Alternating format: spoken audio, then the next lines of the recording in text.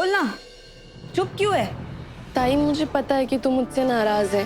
मैंने जो भी तेरे साथ गलत किया उसकी वजह से, लेकिन मैंने सोचा कि जाते जाते दोनों बहनों के रिश्ते के बीच की कड़वाहट को मिटा दूं। इसलिए शीशे पे सॉरी लिखने आई थी, जैसे बचपन में करती थी। तुझे याद है ना ताई? मुझे रियलाइज हो गया है कि दूसरों से उनकी चीजें छीनी जा सकती हैं, लेकिन उनकी किस्मत नहीं। सामने से सॉरी बोलने की तो हिम्मत थी नहीं, इसलिए ये करने का सोचा मैंने।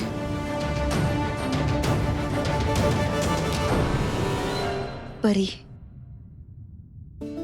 तू दिल की बुरी नहीं है, बस तेरा गुस्सा, तेरी जिद दोनों तुझे हर बार गलत काम करने पर मजबूर कर देता है। एक बात सुन, प्यार हारने वाले को भी जिता देता है और नफरत जीत कर भी इंसान से सब कुछ छीन लेती है। कोई भी चीज जबरदस्ती, चाल या धोखे से मिलनी हो ना, तो वो कभी अपनी नहीं होती। मौका मिला नहीं कि शुरू हो गया इसका ज्ञान देना। अब शीशे पे सॉरी लिखने का तो क्या ही फायदा है, जब सामने से बोल दिया। तो ठीक है, मैं चलती हूँ। तो अपना ध्यान रखना।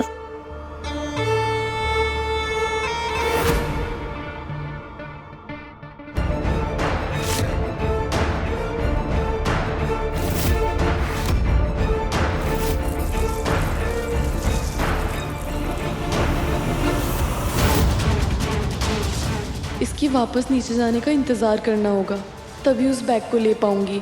अभी तो इसको शक हो जाएगा।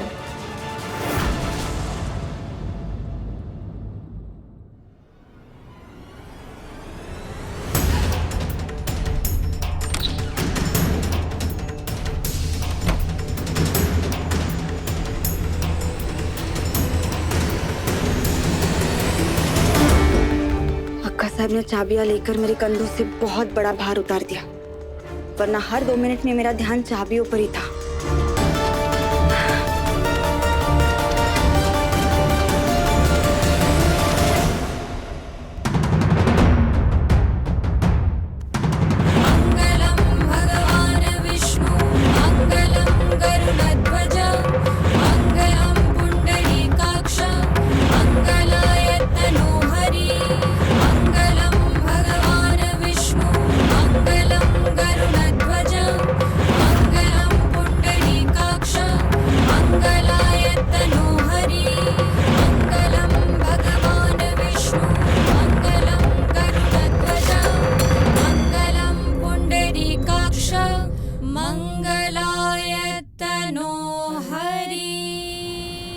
एक वक्त था जब मुझे लोग ताने देते थे कि मेरी मांग कब भरेगी, और आज मुझे डांट पड़ी है कि मांग पूरी क्यों नहीं भरी। कैसे जिंदगी एक ही पल में पूरी कहानी बदल देती है।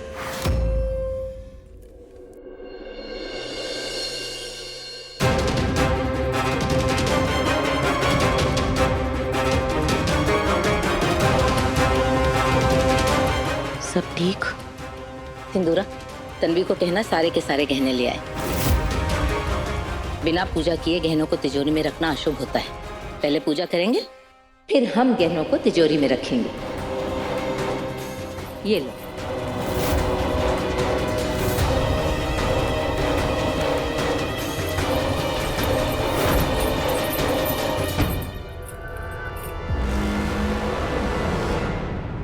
सिंदूरा तो नकली चाबियां लेके जा रही है, असली चाबी तो मेरे पास है। क्या करूं? कहीं हमारी चाल हम पे ही भारी ना पड़ जाए।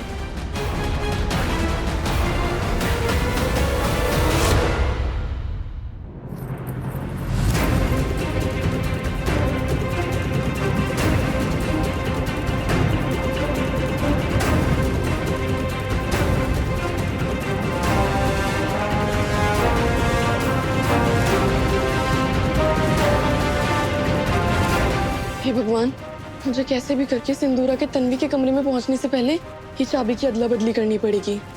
तन्वी के सामने तो अच्छा बनने का नाटक करके बच गई, लेकिन अगर ये नकली चाबी का सच सामने आ गया ना, तो अक्का साहब का शक सीधा मुझ पे जाएगा और उनके सामने तो बातें घुमाना भी नामुमकिन है। क्या करूं क्या करूं? तन्वी के सामने तो मधुमक्खी का नाटक करके चाबी बदल दी थी, लेकिन अब क्या करूं? सोच परी, सोच सोच। अगर ये चाबी तूने नहीं बदली ना तो घर की जगह जेल में पड़ी होगी। नहीं नहीं नहीं नहीं नहीं, क्या करूं क्या करूं क्या करूं?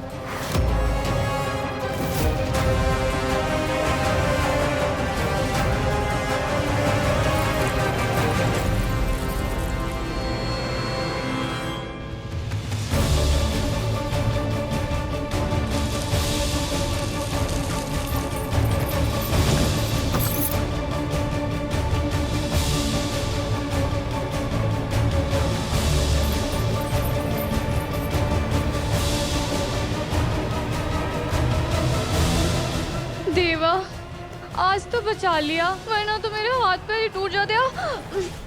वैसे ये मोती कहाँ से आए? चाबी? खैर, अरे बाप रे, क्या मस्त दिमाग दौड़ाया तूने। सारा का सारा गेम ही पलट दिया। अब जब लॉकर खुलेगा और उसमें गहने नहीं मिलेंगे ना, तब होगा असली तमाशा शुरू। ऐसा तमाशा जो तन्वी को अर्श से फर्श पर लाकर खड़ा कर देगा। समधन जी, आपसे एक बात करनी थी। कहिए। कसम तब तक पूरी नहीं होगी जब तक बहू अपने मायके जाने के बाद उसका पति उसे लेने ना आए, तो अधूरी रह जाती है ना। तो मैं कह रही थी कि अगर युग बिल्कुल बिल्कुल, रस्म आपके घर की हो या हमारे घर की, दोनों जगह नियमों के साथ, रीति रिवाजों के साथ निभाई जाएगी। आप चिंता मत कीजिए, बहू को लेने के लिए युग आएगा।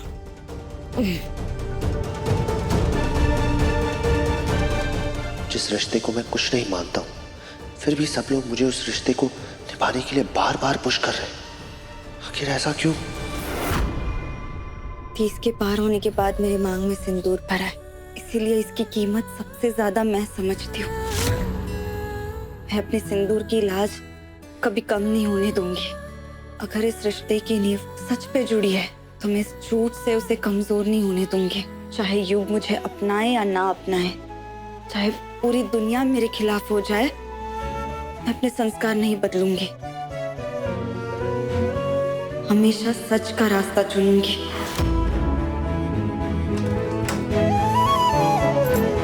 तन्वी, वो गहने कहाँ पे रखे हुए हैं? अक्का साहब ने पूजा के लिए मंगवाया। वो अलमारी में तिजोरी है, उसी में रखे हैं। ये वाली अलमारी? हाँ।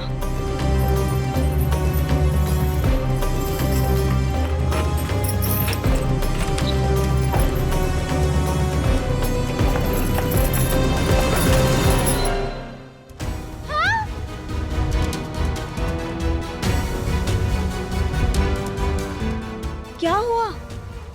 अरे ये तो पूरी की पूरी खाली है।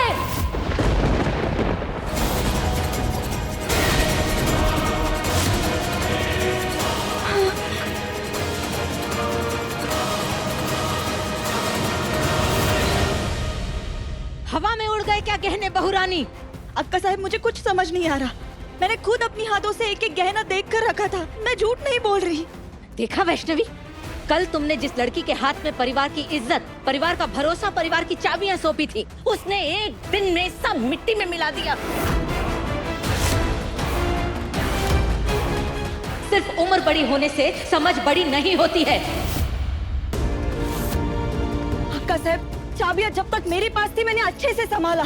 पूजा से पहले अपनी आंखों से सारे गहने देखे तिजोरी में, फिर चाबियां मैंने आपको दे दी। उसके बाद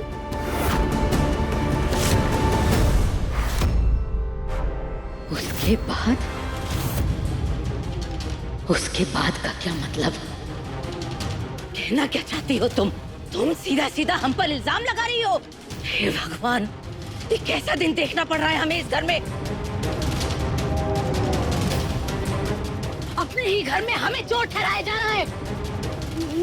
नहीं अक्का साहब, मेरे कहने का मतलब ये नहीं था। मैं आपको चोर नहीं बुला रही। हिम्मत भी मत करना तन्वी, क्योंकि अगर इस घर में किसी को चोर बुलाया जा सकता है तो वो तुम हो। तुम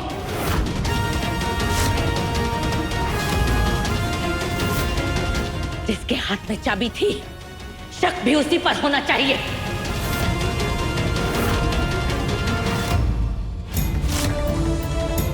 इस बार तो लग रहा है गहनों के साथ साथ युग भी मेरा हो जाएगा।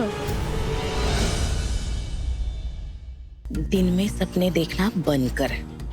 जब तक हमारे हाथ में ये सारे गहने नहीं आते ना, हमारा काम पूरा नहीं हुआ है, ठीक है? अब जो गहने हैं वो सही जगह पे रखे हैं ना तूने? नहीं तो बाद में बोलेगी मेरे पास गहने है ही नहीं। आई, मैंने ना वो गहने तन्वी के रूम में ही छुपा दिए हैं।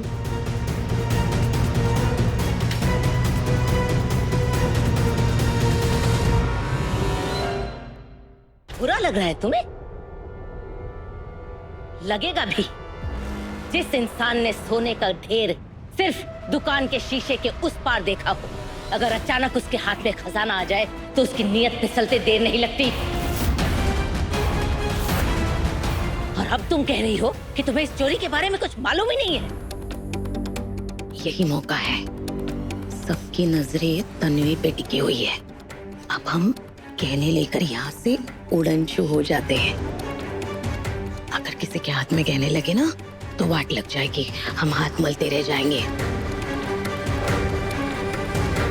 भाऊजी, इसी समय हम पुलिस को फोन करेंगे।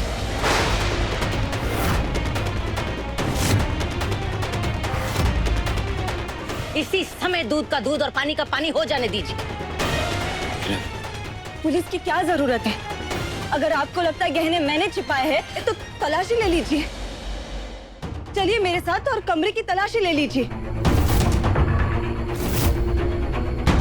आपको खुद विश्वास हो जाएगा कि मैंने कुछ गलत नहीं किया।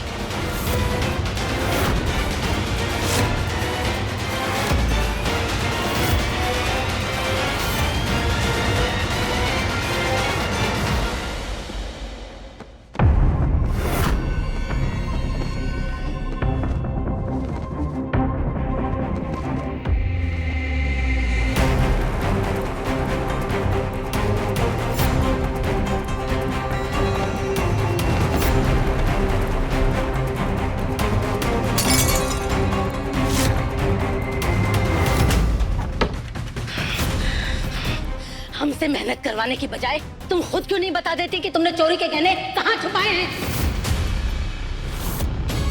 देखो, अगर तुमने अपना गुनाह कबूल कर लिया ना तो हो सकता है तुम्हारी सजा कुछ कम हो जाए।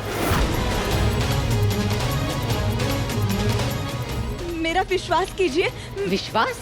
तुम्हारा विश्वास करे? तुम्हारा विश्वास? अरे गरीब घर में रहने वाली लड़की जिसके घर में खाने के लाले पड़े हुए हैं, वो इतने बड़े आलीशान घर में आके रहेगी तो क्या उसका लालच भड़केगा नहीं? हाँ? तुमने सोचा होगा इतने पैसे, इतने गहने, एक मुट्ठी चुरा लेंगे तो किसी की नजर में क्या आएगा? और साथ ही साथ हमारा परिवार भी माला माल हो जाएगा। यही सोचा था ना तुमने?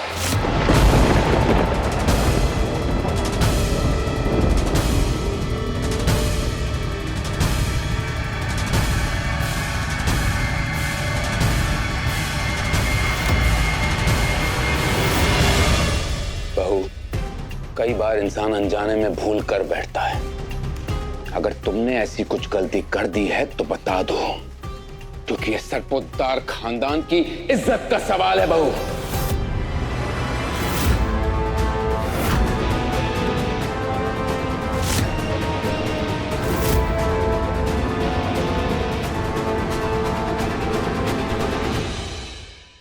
मैं अपनी जान देना पसंद करूंगी, लेकिन इस घर की इज्जत पर कभी आज नहीं आने दूंगी। ये घर आपका है, लेकिन जिस दिन मैंने इस घर में अपने पैर रखे उसी दिन से यह घर मेरा सब कुछ है। मुझ पर विश्वास कीजिए, मैंने ऐसा कुछ नहीं किया।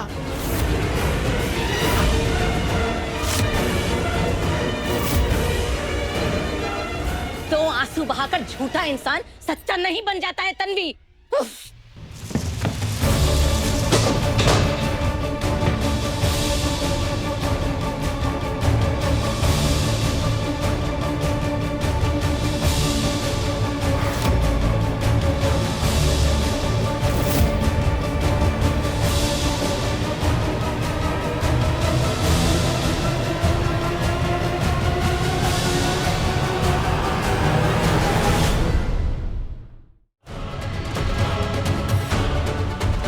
मुझे बता, इस गुलदस्ते में गहने रखे थे ना तूने?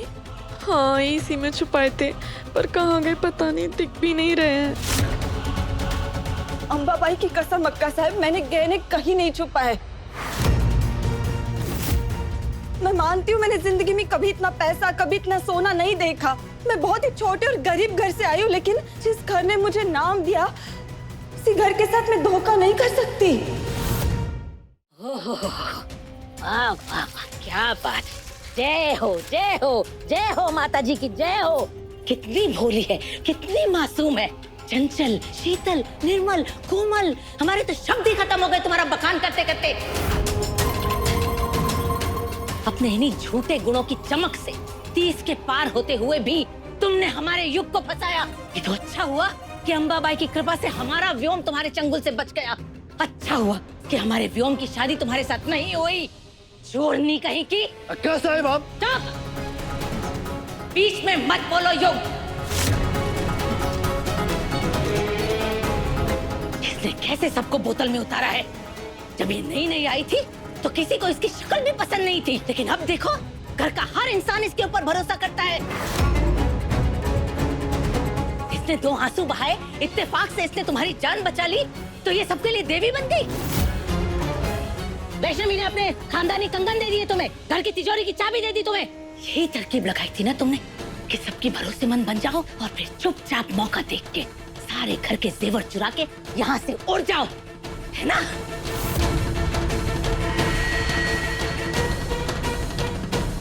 हम पहले से जानते थे कि तुम भोली भाली नहीं हो, तुम एक चालाक लोमड़ी हो। और तुमने अपने झूठे गुणों की चमक दिखा दिखाकर पहले भी लोगों को बेवकूफ बनाया है। इसीलिए आज तक 30 के पार होने के बाद भी तुम्हारी शादी नहीं हुई थी। बस अक्का साहब। युग, तुम फिर बीच में बोल रहे हो, फिर हमारी बात काट रहे हो, बदतमीजी कर रहे हो। वो भी इस लड़की के लिए जो सबके सामने घर के खानदानी जेवर चुरा के भाग रही है।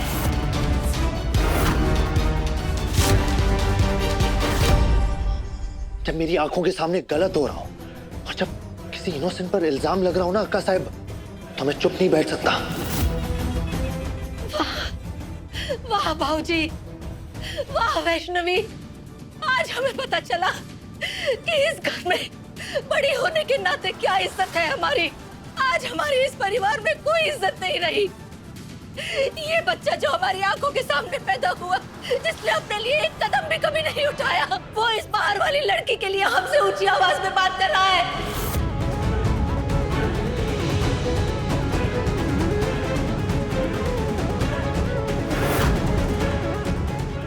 ठीक है, जो मन में आए करो। हमारा क्या है, वैष्णवी के मायके के गहने भी दे दो इसको। घर का पत्ता पत्ता, तिनका तिनका सब इसके नाम कर दो। जो करना है करो।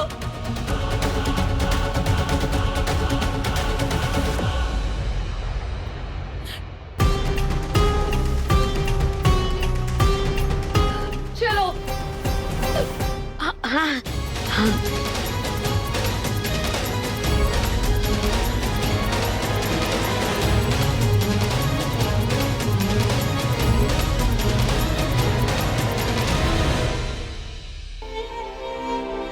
अक्का साहब, अक्का साहब, मैं एग्री करता हूं कि चोरी कोई छोटी बात नहीं होती, लेकिन ऐसे बिना सच जाने किसी पर ब्लेम डालना, this is not fair, right? मैं तन्वी को जानता हूं, मेहनत और सिंसियरिटी इतनी है इसमें कि ये हर एग्जाम में टॉप कर सकती है। बट रही बात धोखा देने की, चोरी करने की, किसी के साथ कुछ गलत करने की, ऐसे एग्जाम में ये फेल हो जाएगी। दूर दूर तक नहीं जानती ये सब करना।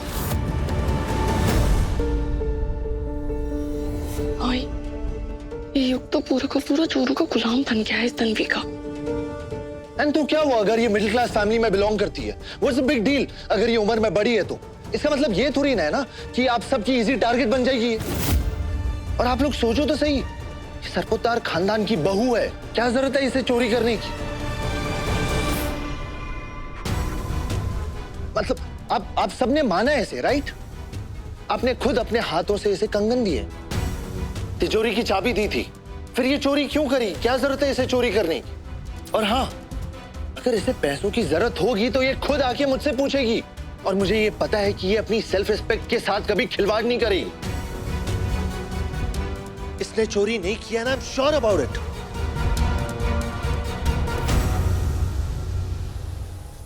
हाँ, दामाद जी ठीक कह रहे।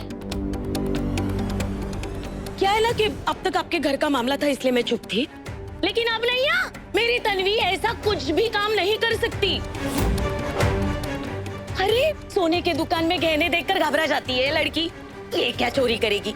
अरे धनिया भी मुफ्त में नहीं लाती है ये कभी। सुबह से लेके रात तक ऑफिस में हड्डी तोड़ मेहनत करती है, सिर्फ हम सब लोगों के लिए। बचपन से ऐसी है। बस 2-3 दिन पहले इसके बाबा के इलाज के लिए इसने इतनी बड़ी पैसों की गड्डी भेजी थी घर पर। कितनी? इतनी बड़ी।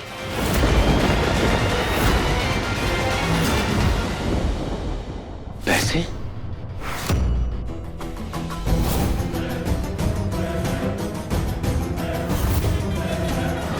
ए भाई तू आया कहाँ से? वो ऑफिस से, तन्वी मैडम की तरफ से। अब देखो, छूटे हुए मायके के लिए अगर इतना सोचती है ये लड़की, तो अपने ससुराल के बारे में बुरा कैसे सोचेगी? पैसे कहाँ से आए ये पैसे? इतने दिनों से तन्वी तो ऑफिस गई नहीं है, तो बिना ऑफिस जाए इसके पास पैसे आए कहाँ से? हमारा सवाल ये है कि जब तन्वी काम पर नहीं गई है तो उसके पास आपको देने के लिए ये पैसे कैसे आए?